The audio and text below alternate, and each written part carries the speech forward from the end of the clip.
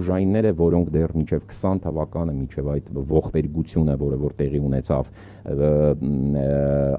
ակտիվ չեն ընդդիմացել, որոշ առումով միգուցե նաև կարելի է համարել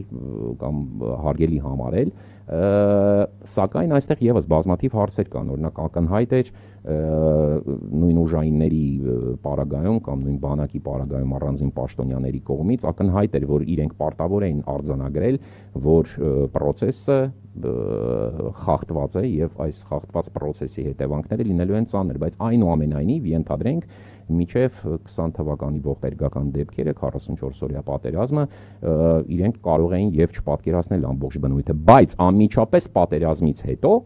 բոլոր նրանք, ովքեր գնացին եւ ուրախ դեմքով վերցրեցին նոր ուսադիրներ, ինչ-որ հերոսների կամ կոչումներ կամ ինչ-որ էլի տենց պարգևներ, պաշտոններ եւ այլն իրենց լոյալության դիմաց եւ շարունակեցին ըստ էության լոյալ վերաբերվել ռեժիմին եւ սպասարկել ռեժիմի օրակարգը, ես այդ մարդկանց հետ նույնպես որևէ շփումներ շատ վաղուց այլևս չունեմ